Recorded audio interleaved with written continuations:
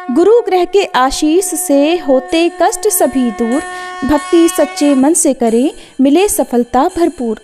आइए हम सभी पूरी श्रद्धा और मनोयोग के साथ आज की कथा का आरंभ करते हैं।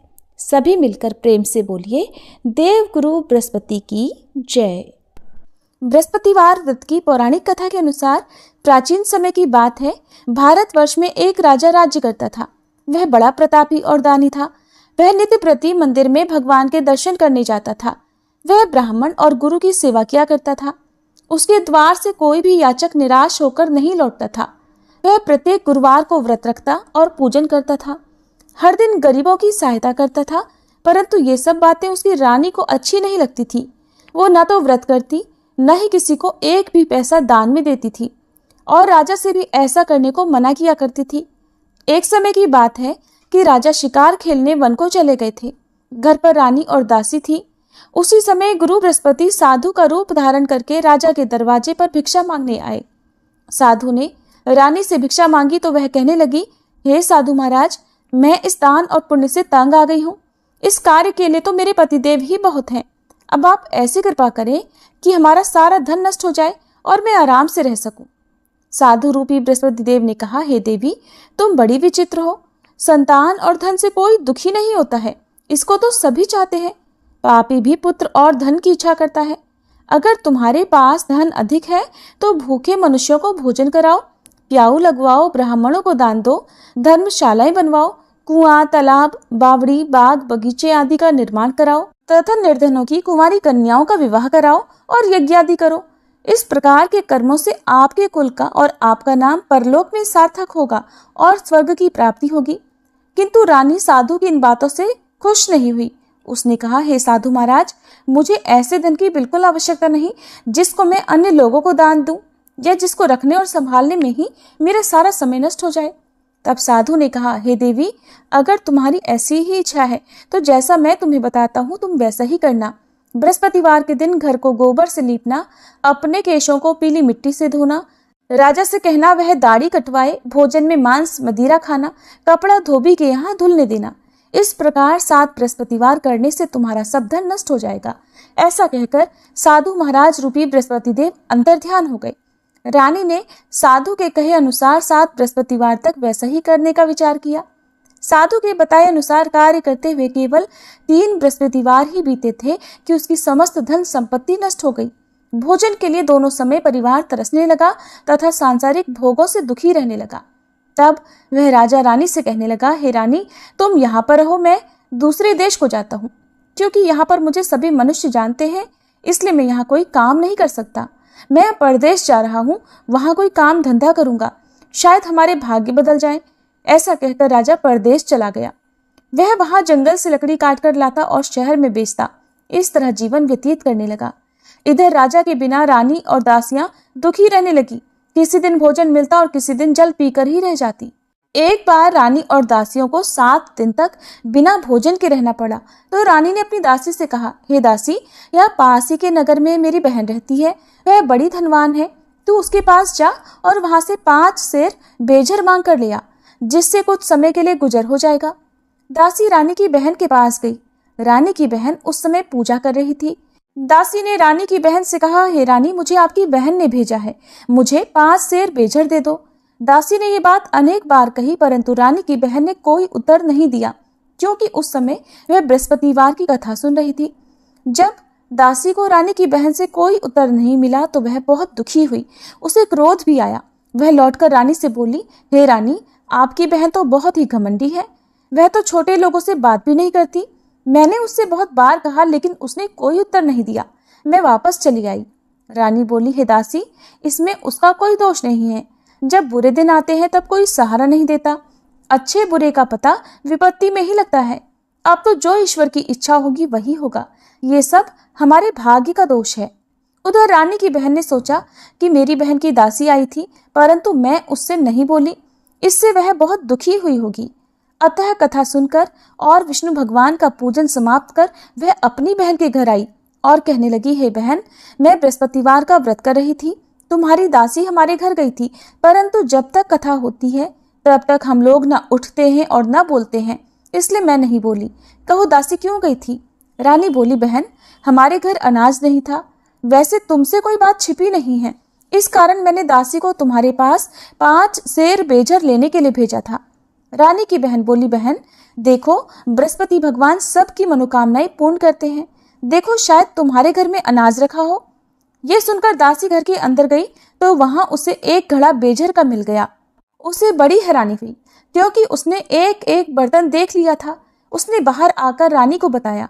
दासी अपनी रानी से कहने लगी, हे रानी देखो, वैसे हमको जब अन्न नहीं मिलता तब हम रोज व्रत ही तो करते हैं।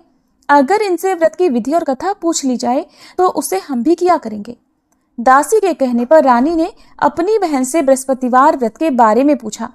उसकी बहन ने बताया, हे रानी बहन, बृहस्पतिवार को सूर्योदय से पहले उठकर स्नान करके बृहस्पतिवार का व्रत करना चाहिए, लेकिन उस दिन सिर नहीं धोना चाहिए। बृहस्पतिवार के व्रत में चने की दाल और मुनक्का से विष्णु भगवान का केले के वृक्ष की जड़ में पूजन करें तथा दीपक जलावे। उस दिन एक ही समय भोजन करें। भोजन पीले खाद्य पदार्थ का करें और कथा सुने। इस प्रकार करने से गुरु भगवान प्रसन्न होते हैं, अन्न पुत्र धन देते हैं, मनोकामना पूर्ण करते हैं। व्रत और पूजन की विधि बताकर रानी की बहन अपने घर लौट गई। रानी और दासी दोनों ने निश्चय किया कि बृहस्पति देव भगवान का पूजन जरूर करेंगे। 7 दिन बाद जब बृहस्पतिवार आया तो उन्होंने व्रत रखा। घुड़साल में जाकर चना और गुड़ बीन लाई तथा उसकी दाल से केले की जड़ तथा विष्णु भगवान का पूजन किया। अब पीला भोजन कहाँ से आए? दोनों बड़ी दुखी हुई, परंतु उन्होंने व्रत किया था, इस कारण बृहस्पति देव भगवान प्रसन्न थे। एक साधारण व्यक्ति के रूप में वे 2 थालों में सुंदर पीला भोजन लेकर आए और दासी को देकर बोले, हे दासी, ये भोजन तुम्हारे और रानी के लिए है, तुम दोनों कर लेना। दासी भोजन पाकर बहुत प्रसन्न हुई और रानी से बोली, रानी जी भोजन कर लो। रानी को भोजन आने के बारे में कुछ नहीं पता था, इसलिए वह दासी से बोली, जा तू ही भोजन कर, क्यों तू व्यर्थ में हमारी हंसी उड़ाती है। तब दासी बोली, रानी एक व्यक्ति भोजन दे गया है। तब रानी कहने लगी, वो भोजन तेरे लिए ही देकर गया है, तू ही भोजन कर। दासी ने कहा, वह व्यक्ति हम दोनों के लिए 2 थालों में भोजन देकर गया है, इसलिए मैं और आप दोनों ही साथ साथ भोजन करेंगे। फिर दोनों ने गुरु भगवान को नमस्कार कर भोजन किया। उसके बाद से वे प्रत्येक बृहस्पतिवार को गुरु भगवान का व्रत और पूजन करने लगी। बृहस्पति भगवान की कृपा से उनके पास धन हो गया, परंतु रानी फिर पहले की तरह से आलस्य करने लगी। तब दासी बोली, देखो रानी, तुम पहले भी इसी प्रकार आलस्य करती थी। तुम्हें धन रखने में कष्ट होता था, इस कारण सभी धन नष्ट हो गया। अब गुरु भगवान की कृपा से धन मिला है तो तुम्हें फिर आलस्य होता है। बड़ी मुसीबतों के बाद हमने ये धन पाया है, इसलिए हमें दान पुण्य करना चाहिए। तुम भूखे मनुष्यों को भोजन कराओ, प्याऊ लगवाओ, ब्राह्मणों को दान दो, कुआं, तालाब, बावड़ी आदि का निर्माण करवाओ, मंदिर पाठशाला बनवाकर दान दो, कुंवारी कन्याओं का विवाह करवाओ, धन को शुभ कार्यों में खर्च करो, जिससे तुम्हारे कुल का यश बढ़े और स्वर्ग प्राप्त हो और पितर भी प्रसन्न हो। दासी की बात मानकर रानी ने इसी प्रकार के कर्म करने प्रारंभ कर दिए, जिससे उनका काफी यश फैलने लगा। एक दिन रानी और दासी आपस में विचार करने लगी कि न जाने राजा किस दशा में होंगे, उनकी कोई खोज खबर नहीं है। उन्होंने बृहस्पति देव से प्रार्थना की और तब भगवान ने रात्रि में राजा को स्वप्न में कहा, हे राजा उठ, तेरी रानी तुझको याद करती है, अब अपने देश को वापस लौट जा। राजा प्रातःकाल उठकर जंगल से लकड़ियां काट कर लाने के लिए जंगल की ओर चल पड़ा। जंगल से गुजरते हुए वह सोचने लगा, रानी की गलती से उसे कितने दुख भोगने पड़े। राजपाट छोड़कर उसे जंगल में आकर रहना पड़ा। जंगल से लकड़ियां काटकर उन्हें बेचकर गुजारा करना पड़ा। उसी समय उस जंगल में बृहस्पति देव एक साधु का रूप धारण करके आए और राजा के पास आकर बोले, हे लकड़हारे, तुम इस सुनसान जंगल में किस चिंता में बैठे हो, मुझे बतलाओ। यह सुनकर राजा की आंखों में आंसू भर आए और साधु की वंदना करके वह बोला, हे प्रभु, आप सब कुछ जानने वाले हैं। ऐसा कहकर राजा ने साधु को अपनी संपूर्ण कथा सुना दी। महात्मा दयालु होते हैं। वे राजा से बोले, हे राजा, तुम्हारी पत्नी ने बृहस्पति देव के प्रति अपराध किया था, जिसके कारण तुम्हारी ये दशा हुई। अब तुम किसी प्रकार की चिंता मत करो, भगवान तुम्हें पहले से अधिक धन देंगे। देखो, तुम्हारी पत्नी ने बृहस्पतिवार का व्रत करना प्रारंभ कर दिया है। अब तुम भी बृहस्पतिवार का व्रत करके चने की दाल और गुड़ जल के लोटे में डालकर केले का पूजन करो, फिर कथा कहो या सुनो, भगवान तुम्हारी सब मनोकामनाओं को पूर्ण करेंगे। साधु को प्रसन्न देखकर राजा बोला, हे प्रभु, मुझे लकड़ी बेचकर इतना पैसा नहीं मिलता जिससे भोजन करने के उपरांत कुछ बचा सकूं, और मैंने रात्रि में अपनी रानी को व्याकुल देखा है। मेरे पास कोई साधन नहीं जिससे समाचार जान सकूं। फिर मैं बृहस्पति देव की क्या कहानी कहूं? मुझे तो कुछ भी नहीं मालूम है। साधु ने कहा, हे राजा, तुम किसी बात की चिंता मत करो। बृहस्पतिवार के दिन तुम रोजाना की तरह लकड़ियां लेकर शहर में जाओ। तुम्हें रोज से 2 गुना धन प्राप्त होगा, जिससे तुम भलीभांति भोजन कर लोगे और बृहस्पति देव की पूजा का सामान भी आ जाएगा। बृहस्पतिवार की कथा इस प्रकार है। प्राचीन काल में एक बहुत ही निर्धन ब्राह्मण था। उसकी कोई संतान नहीं थी। वह नित्य पूजा पाठ करता, परंतु उसकी पत्नी बहुत मलिनता के साथ रहती थी। वो न तो स्नान करती और न किसी देवता का पूजन करती थी। प्रातःकाल उठते ही सबसे पहले भोजन करती, बाद में कोई अन्य कार्य करती। ब्राह्मण देवता बहुत दुखी रहते थे। पत्नी को बहुत समझाते, किंतु कोई परिणाम नहीं निकलता। भगवान की कृपा से ब्राह्मण की पत्नी के कन्या उत्पन्न हुई। वह कन्या अपने पिता के घर में बड़ी होने लगी। वह बालिका प्रातः स्नान करके भगवान विष्णु का जप करती। वह बचपन से ही बृहस्पतिवार का व्रत भी करने लगी थी। पूजा पाठ समाप्त कर स्कूल जाती तो अपनी मुट्ठी में जौ भरकर ले जाती और पाठशाला जाने के मार्ग में डालती जाती। वही जौ सोने के हो जाते तो लौटते समय उनको बीनकर घर ले आती। एक दिन वह बालिका सूप में उन सोने के जौ को फटककर साफ कर रही थी। तभी उसकी माँ ने देख लिया और कहने लगी, हे बेटी, सोने के जौ को फटकने के लिए सोने का सूप होना चाहिए। दूसरे दिन गुरुवार था। उस कन्या ने व्रत रखा और बृहस्पति देव से प्रार्थना करके कहा, हे प्रभु, यदि मैंने सच्चे मन से आपकी पूजा की हो तो मुझे सोने का सूप दे दो। बृहस्पति देव ने उसकी प्रार्थना स्वीकार कर ली। रोजाना की तरह वह कन्या जौ फैलाती हुई पाठशाला चली गई। पाठशाला से लौटकर जब वह जौ बीन रही थी तो बृहस्पति देव की कृपा से उसे सोने का सूप मिला। उसे वह घर ले आई और उससे जौ साफ करने लगी, परंतु उसकी माँ का वही ढंग रहा। एक दिन की बात है, वह कन्या सोने के सूप में जौ साफ कर रही थी। उस समय उस नगर का राजकुमार वहां से होकर निकला। इस कन्या के रूप और सोने के सूप में जौ को साफ करते देखकर वह उस कन्या पर मोहित हो गया। राजमहल आकर वह भोजन तथा जल त्याग कर उदास होकर लेट गया। राजा को जब राजकुमार द्वारा अन्न जल त्यागने का समाचार मिला तो अपने मंत्रियों के साथ वह अपने पुत्र के पास आया और बोले, हे बेटा, तुम्हें किस बात का कष्ट है? किसी ने अपमान किया है अथवा कोई और कारण है? मुझे बताओ, मैं वही करूंगा जिससे तुम्हें प्रसन्नता हो। तब राजकुमार ने अपने पिता की बातें सुनी और बोला, मुझे आपकी कृपा से किसी बात का दुख नहीं है। किसी ने मेरा अपमान नहीं किया है, परंतु मैं उस लड़की के साथ विवाह करना चाहता हूँ जो सोने के सूप में जौ साफ कर रही थी। ये सुनकर राजा आश्चर्य में पड़ गया और बोला, हे बेटा, इस तरह की कन्या का पता तुम ही लगाओ। मैं उसके साथ तुम्हारा विवाह अवश्य ही करवा दूंगा। राजकुमार ने राजा को उस लड़की के घर का पता बतलाया। मंत्री उस लड़की के घर गया और राजा का आदेश ब्राह्मण को सुनाया। कुछ ही दिन बाद ब्राह्मण की कन्या का विवाह राजकुमार के साथ संपन्न हो गया। कन्या के घर से जाते ही उस ब्राह्मण देवता के घर में पहले की तरह गरीबी का वास हो गया। अब भोजन के लिए भी अन्न बड़ी मुश्किल से मिलता था। एक दिन दुखी होकर ब्राह्मण अपनी पुत्री से मिलने गया। बेटी ने पिता की दुखी अवस्था को देखा और अपनी माँ का समाचार पूछा। ब्राह्मण देवता ने सभी हाल कह सुनाया। तब कन्या ने बहुत सारा धन देकर अपने पिता को विदा कर दिया। इस तरह ब्राह्मण का कुछ समय सुखपूर्वक बीता, लेकिन कुछ दिन बाद फिर वही हाल हो गया। ब्राह्मण फिर अपनी कन्या के यहाँ गया और सभी हाल कहा तो पुत्री कहने लगी, हे पिताजी, आप माताजी को यहाँ लिवा लाओ, मैं उन्हें वह विधि बता दूंगी जिससे गरीबी दूर हो जाए।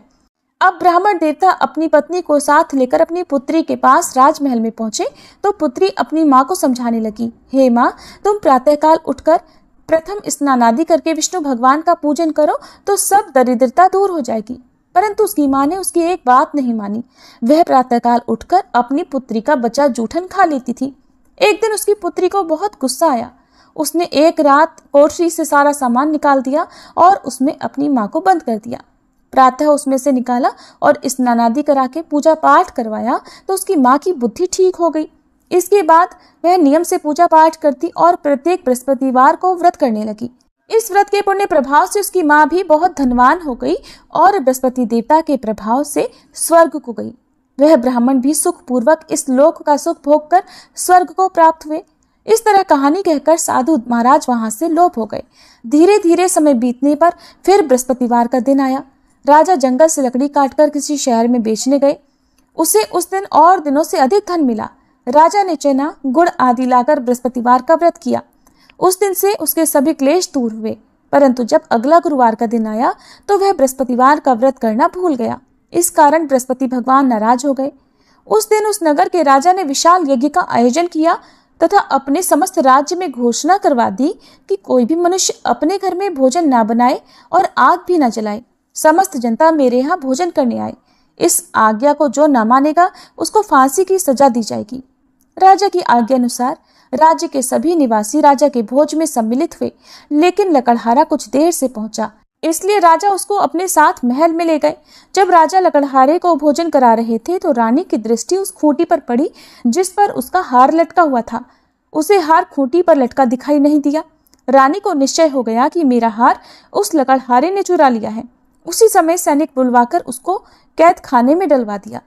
जब लकड़हारा कारागार में पड़ गया तो बहुत दुखी होकर विचार करने लगा कि न जाने कौन से पूर्व जन्म के कर्म से मुझे ये दुख प्राप्त हुआ है, और उसी साधु को याद करने लगा जो जंगल में मिला था। तत्काल बृहस्पति देव साधु के रूप में प्रकट हो गए और उसकी दशा को देखकर कहने लगे, अरे मूर्ख, तूने बृहस्पति देवता की कथा नहीं की, इस कारण तुझे दुख प्राप्त हुआ है। अब चिंता मत कर, बृहस्पतिवार के दिन कारागार के दरवाजे पर 4 पैसे पड़े मिलेंगे। उनसे तू बृहस्पति देव की पूजा करना तो तेरे सभी कष्ट दूर हो जाएंगे। अगले बृहस्पतिवार उसे कारागार के द्वार पर 4 पैसे पड़े मिले। राजा ने पूजा का सामान मंगवाकर कथा कही और प्रसाद बांटा। उसी रात्रि को बृहस्पति देव ने उस नगर के राजा को स्वप्न में कहा, हे राजा, तूने जिस आदमी को कारागार में बंद करा दिया है वह निर्दोष है, वह राजा है, उसे छोड़ देना। रानी का हार उसी खूंटी पर लटका हुआ है। अगर तू ऐसा नहीं करेगा तो मैं तेरे राज्य को नष्ट कर दूंगा। राजा प्रातःकाल उठा और खूंटी पर हार टंगा देखकर लकड़हारे को बुलाकर क्षमा मांगी तथा राजा के योग्य सुंदर वस्त्र आभूषण भेंट कर उसे विदा किया। गुरुदेव की आज्ञा अनुसार राजा अब अपने नगर को चल दिया। राजा जब नगर के निकट पहुंचा तो उसे बड़ा ही आश्चर्य हुआ। नगर में पहले से अधिक बाग, तालाब और कुएं तथा बहुत सी धर्मशाला, मंदिर आदि बने हुए हैं। राजा ने पूछा कि ये किसका बाग और धर्मशाला है। तब नगर के सब लोग कहने लगे, ये सब रानी और दासी द्वारा बनवाए गए हैं। राजा को आश्चर्य हुआ और गुस्सा भी आया। जब रानी ने खबर सुनी कि राजा आ रहे हैं तो उसने अपनी दासी से कहा, हे दासी, देख, राजा हमको कितनी बुरी हालत में छोड़ गए थे।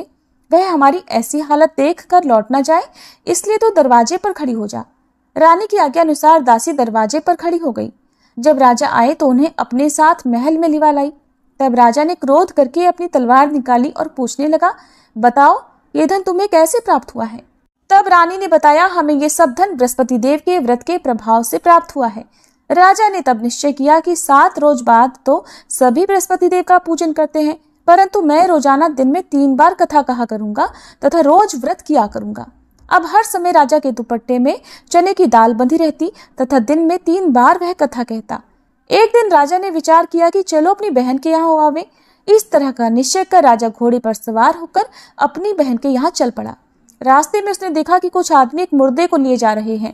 उन्हें रोककर राजा कहने लगा, अरे भाइयों, मेरी बृहस्पतिवार की कथा सुन लो।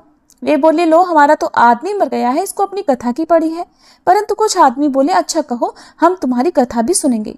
राजा ने दाल निकाली और कथा कहनी शुरू कर दी। जब कथा आधी हुई तो वह मुर्दा हिलने लगा और जब कथा समाप्त हुई तो राम राम करके वह मनुष्य खड़ा हो गया। राजा आगे बढ़ा, उसे चलते चलते शाम हो गई। आगे मार्ग में उसे किसान खेत में हल चलाता मिला। राजा उससे बोला, अरे भैया, तुम मेरी बृहस्पतिवार की कथा सुन लो। किसान बोला, जब तक मैं तेरी कथा सुनूंगा तब तक 4 हरैया जोत लूंगा। जा अपनी कथा किसी और को सुनाना। राजा आगे चलने लगा। राजा के हटते ही बैल पछाड़ खाकर गिर गए तथा किसान के पेट में बहुत जोर से दर्द होने लगा। उसी समय किसान की माँ रोटी लेकर आई। उसने जब ये देखा तो अपने पुत्र से सब हाल पूछा। बेटे ने सभी हाल बता दिया। बुढ़िया दौड़ी दौड़ी उस घुड़सवार के पास गई और उससे बोली, मैं तेरी कथा सुनूंगी, तू अपनी कथा मेरे खेत पर ही चलकर कहना। राजा ने लौटकर बुढ़िया के खेत पर जाकर कथा कही, जिसके सुनते ही बैल खड़े हो गए और किसान के पेट का दर्द भी बंद हो गया। अब राजा अपनी बहन के घर पहुंच गया। बहन ने भाई की खूब मेहमानी की। दूसरे दिन प्रातःकाल राजा जगा तो देखने लगा कि सब लोग भोजन कर रहे हैं। राजा ने अपनी बहन से पूछा कि ऐसा कोई मनुष्य है जिसने भोजन ना किया हो, जो मेरी बृहस्पतिवार की कथा सुन ले। तो बहन बोली, हे भैया, ये देश ऐसा ही है। पहले यहाँ के लोग भोजन करते हैं, बाद में अन्य कोई काम करते हैं। अगर पड़ोस में कोई हो तो देख कर आती हूँ। ऐसा कहकर बहन देखने चली, परंतु उसे कोई भी ऐसा व्यक्ति नहीं मिला जिसने भोजन नहीं किया हो। फिर वह एक कुम्हार के घर गई जिसका लड़का बीमार था। उसे पता चला कि उसके यहाँ 3 दिन से किसी ने भोजन नहीं किया है।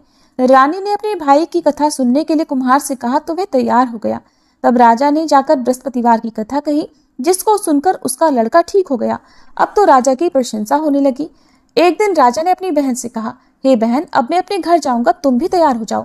राजा की बहन ने अपनी सास से अपने भाई के साथ जाने की आज्ञा मांगी तो सास बोली, चली जा, परंतु अपने लड़कों को मत ले जाना, क्योंकि तेरे भाई की कोई संतान नहीं होती है। बहन ने अपने भाई से कहा, हे भैया, मैं तो चलूंगी, परंतु कोई बालक नहीं जाएगा। राजा ने कहा, जब कोई बालक नहीं चलेगा तब तुम भी जाकर क्या करोगी? फिर दुखी मन से राजा अपने नगर को लौट आया। राजा ने अपनी रानी से कहा, हम निसंतान हैं, इसलिए हमारे घर आना कोई पसंद नहीं करता। हम निर्वंशी राजा हैं। ऐसा कहकर वह बिना भोजन आदि किए शैया पर लेट गया। रानी बोली, हे प्रभु, बृहस्पति देव ने हमें सब कुछ दिया है, वे हमें संतान भी अवश्य देंगे। उसी रात बृहस्पति देव ने राजा को स्वप्न में कहा, हे राजा, उठ, सभी सोच त्याग दे, तेरी रानी गर्भ से है। राजा को यह जानकर बड़ी प्रसन्नता हुई। 9वें महीने रानी के गर्भ से एक सुंदर पुत्र पैदा हुआ। जब राजा की बहन ने यह शुभ समाचार सुना तो वह बहुत खुश हुई तथा बधाई लेकर अपने भाई के यहाँ आई। तभी रानी ने कहा, घोड़ा चढ़कर तो नहीं आई, गधा चढ़ी आई। राजा की बहन बोली, भाई, मैं इस प्रकार न कहती तो तुम्हें संतान कैसे मिलती? बृहस्पति देव ऐसे ही हैं, जिसके मन में जो कामनाएं रहती हैं सभी को पूर्ण करते हैं। जो सद्भावना पूर्वक बृहस्पतिवार का व्रत करता है और कथा पढ़ता है अथवा सुनता है, दूसरों को सुनाता है, बृहस्पति देव उसकी सभी मनोकामनाएं पूर्ण करते हैं। बृहस्पति देव उनकी सदैव रक्षा करते हैं। जो संसार में सद्भावना और सच्चे मन से बृहस्पति देव का पूजन करते हैं, उनकी सभी मनोकामनाएं उसी प्रकार पूर्ण होती हैं जैसे रानी और राजा ने बृहस्पति देव की कथा का गुणगान किया, उनकी सभी इच्छाएं बृहस्पति देव ने पूर्ण की। मनुष्य को हृदय से उनका मनन करते हुए जयकार करनी चाहिए। प्रेम से बोलिए, बृहस्पति देवता की जय। ओम जय बृहस्पति देवा, स्वामी जय बृहस्पति देवा। छिन छिन भोग लगाऊं, कदली फल मेवा। ओम जय बृहस्पति देवा। तुम पूर्ण परमात्मा, तुम अंतर्यामी, स्वामी तुम अंतर्यामी। जगत पिता जगदीश्वर, जगत पिता जगदीश्वर, तुम सबके स्वामी। ओम जय बृहस्पति देवा। चरणामृत निज निर्मल, सब पातक हरता, स्वामी सब पातक हरता। सकल मनोरथ दायक, सकल मनोरथ दायक, कृपा करो भरता। ओम जय बृहस्पति देवा। तन मन धन अर्पण कर, जो जन शरण पड़े, स्वामी जो जन शरण पड़े। प्रभु प्रकट तब होकर, प्रभु प्रकट तब होकर, आकर द्वार खड़े। ओम जय बृहस्पति देवा। दीन दयाल दयानिधि, भक्तन हितकारी, स्वामी भक्तन हितकारी। पाप दोष सब हरता, पाप दोष सब हरता, भव बंधन हारी। ओम जय बृहस्पति देवा। सकल मनोरथ दायक, सब संशय तारो, स्वामी सब संशय तारो। विषय विकार मिटाओ, विषय विकार मिटाओ, संतन सुखकारी। ओम जय बृहस्पति देवा। जो कोई आरती तेरी प्रेम सहित गावे, स्वामी प्रेम सहित गावे। ज्येष्ठानंद बंद सो सो निश्चय पावे। ओम जय बृहस्पति देवा। ओम जय बृहस्पति देवा, स्वामी जय बृहस्पति देवा। छिन छिन भोग लगाऊं, कदली फल मेवा। ओम जय बृहस्पति देवा।